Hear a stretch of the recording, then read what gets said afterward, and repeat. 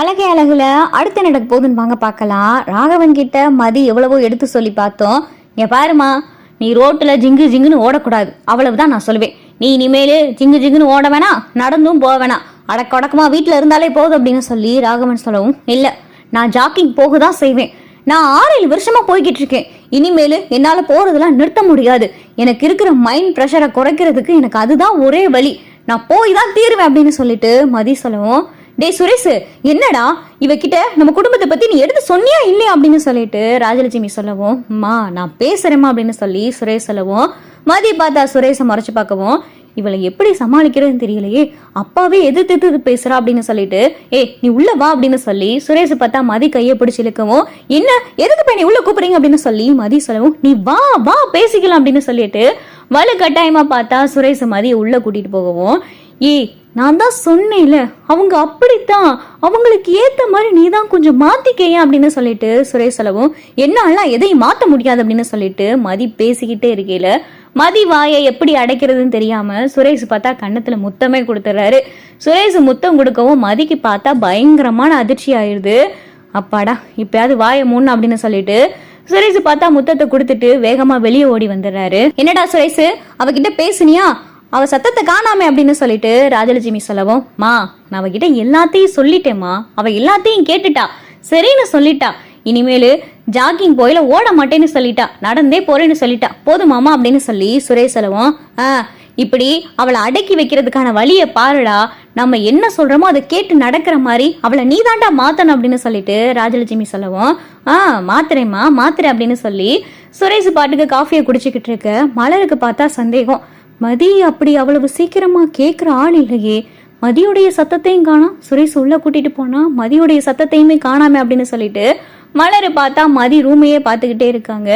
மதிக்கு பார்த்தா பயங்கரமான அதிர்ச்சி. சுரேஷ் முத்தம் கொடுக்கவும் இப்படி ஒரு முத்தம் கொடுப்பாருன்னு தெரியாதுன்னு சொல்லிட்டு மதி பார்த்தா ஷாக்லே இருக்காங்க. டக்குன்னு பார்த்தா மதி மணியை பார்க்குறாங்க. ஐயோ காலேஜுக்கு நேரமாச்சு அப்படின்னு சொல்லிட்டு வேகமாக மதி ரெடி ஆகிட்டு வெளியே வராங்க. சுரேஷை பார்த்தா முறைச்சு பார்க்குறாங்க. சுரேஷ் குளிக்க போயிடுறாரு. என்ன மதி, சுரேஷ் உங்ககிட்ட பேசுனதும் நீ எல்லாத்தையும் கேட்டுக்கிட்டியாமே அப்படின்னு சொல்லிட்டு மலர் சொல்லவும், இங்கே மதிக்கு பார்த்தா என்ன சொல்கிறேன்னு தெரியல. அப்படின்னு சொல்லிட்டு மதி எதுவுமே பேசாமல் அமைதியாக இருக்காங்க. மதி இதில் லஞ்ச் எல்லாம் வச்சுருக்கேன், மதியம் சாப்பிட்டு அப்படின்னு சொல்லிட்டு லஞ்ச் முதற்கொண்டு எல்லாமே ப்ரிப்பேர் பண்ணி பார்த்தா மலர் கொடுத்துறாங்க.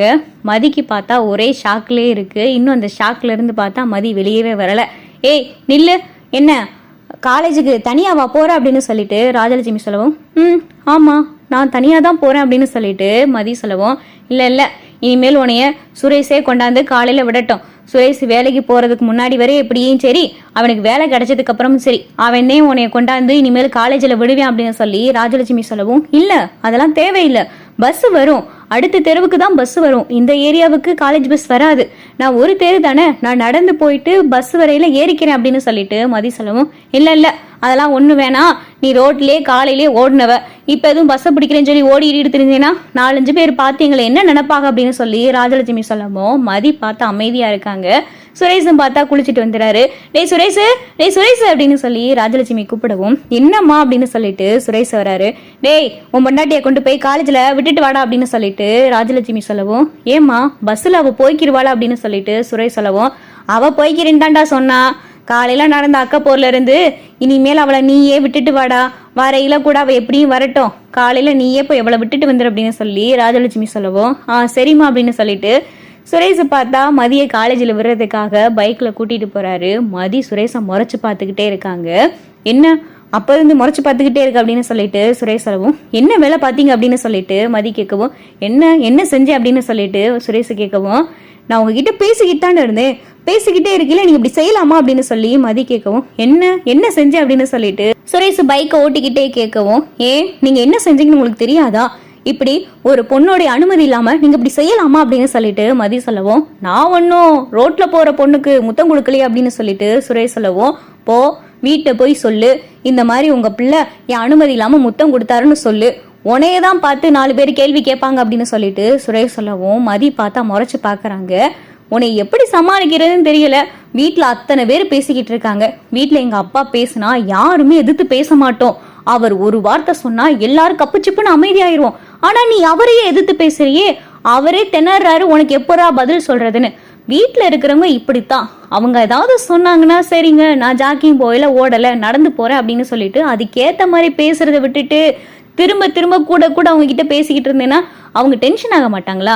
பாவம் வயசான காலத்துல எதுக்கு அவங்களுக்கு இப்படி டென்ஷனை ஏத்திக்கிட்டு இருக்கு அப்படின்னு சொல்லி சுரேஷ் சொல்லவும், பின்ன அவங்களை இப்படியே விடலாமா? அவங்க போற போக்கே போய்கிட்டு இருக்கலாமா? ஜாகிங் போறது ஹெல்த்துக்கு நல்லது. நான் என்ன ரன்னிங் ரேஸ்ல ஓடுற மாதிரியா ஓடிக்கிட்டு இருக்கேன்? ஜாகிங் போயில ஸ்லோவா ஒரு ரன், அவ்வளவுதான். இதுக்கா போயிட்டு காலையில இவ்வளவு பஞ்சாயத்து அப்படின்னு சொல்லி மதி சொல்லவும், சரி ஓகே காலையில நான் உங்ககிட்ட அப்படி நடந்துக்கிட்டது தப்பு தான், சாரி அப்படின்னு சொல்லிட்டு சுரேஷ் சொல்லவும் மதி பார்த்தா அதுக்கும் மறைச்சு பாக்குறாங்க. காலேஜும் பார்த்தா வந்துருது.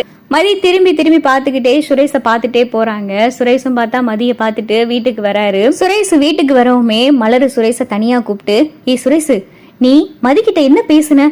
அவ இங்க ஹால்ல அவ்வளவு கோபப்பட்டு பேசிக்கிட்டு இருந்தா, நீ ரூமுக்குள்ள போயிட்டு 2 நிமிஷம் தான் என்னமோ பேசிருப்ப போல. அதுக்கப்புறம் அவ எதுவுமே பேசல, வெளியே வந்தவ அமைதியாவே இருந்தா. அப்படி என்ன சுரேஷ் பேசுன அப்படின்னு சொல்லிட்டு மலரை கேட்கவும், அதை எப்படி உங்ககிட்ட சொல்ல முடியும்?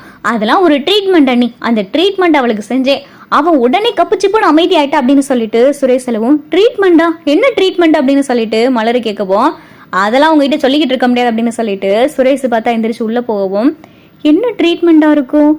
ட்ரீட்மெண்ட்ன்றா அவளும் அமைதியா இருந்தா, எது கேட்டாலும் அவ பதிலே சொல்லல. வீட்டுல அவ்வளவு கத்திக்கிட்டு இருந்தவ ரூமுக்குள்ள போயிட்டு வந்ததுக்கு அப்புறம் கப்புச்சிப்புன்னு அமைதி ஆயிட்டா. அப்படி என்ன செஞ்சிருப்பான் சுரேஷ் அப்படின்னு சொல்லிட்டு மலருக்கு பார்த்தா ஒரே குழப்பம். இதை பாக்கியராஜ் கிட்ட போய் கேக்குறாங்க, ஏங்க நீங்களே மதியை பாத்தீங்க, காலையில உங்க அப்பா கிட்டயும் உங்க அம்மா கிட்டயும் எப்படி பேசிக்கிட்டு இருந்தா? சுரேஷ் கையை பிடிச்சு உள்ள கூட்டிட்டு போய் என்னமோ பேசினா, அதுக்கப்புறம் அவ வெளியே வந்தவ கப்புச்சிப்புன்னு அமைதியா இருந்தா பாத்தீங்களா? அவன் முகமே ஒரு மாதிரி பேய் அரைஞ்ச மாதிரி இருந்துச்சு.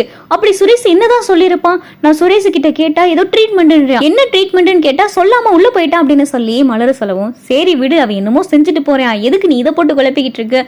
இல்ல மதியம் அவ்வளவு சீக்கிரம் எல்லாத்தையும் அவ்வளவு அசால்ட்டா விட மாட்டா, என்ன பேசினாலும் அதுக்கு ஒரு பதில கண்டிப்பா சொல்லியே தீருவா.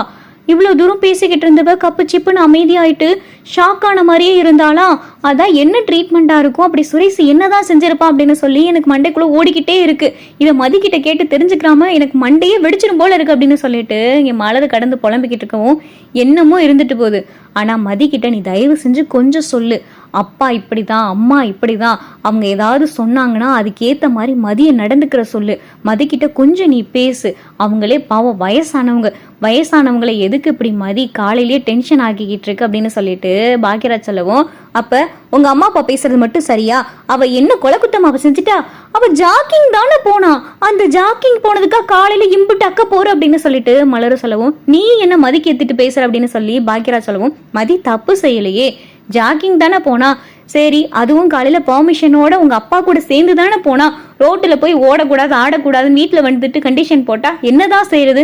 அவ போட்டிருந்த ட்ரெஸ் அடக்க உடக்கமா நல்லாதான் இருந்துச்சு, அந்த ட்ரெஸ்ல போய் சாலை போடு அதை போடு, எதுக்காண்டி சேலையை கட்டிட்டா காலையில ஜாக்கிங் போவாங்க அப்படின்னு சொல்லிட்டு என் மலர் கேட்கவும், பாக்யராஜாலையும் பார்த்தா எதுவுமே பேச முடியல. சரி சரி நீ மதிக்கு சொல்லி புரியவே எனக்கு வேலைக்கு நேராச்சு அப்படின்னு சொல்லிட்டு பாக்யராஜ் கிளம்பிடுறாரு.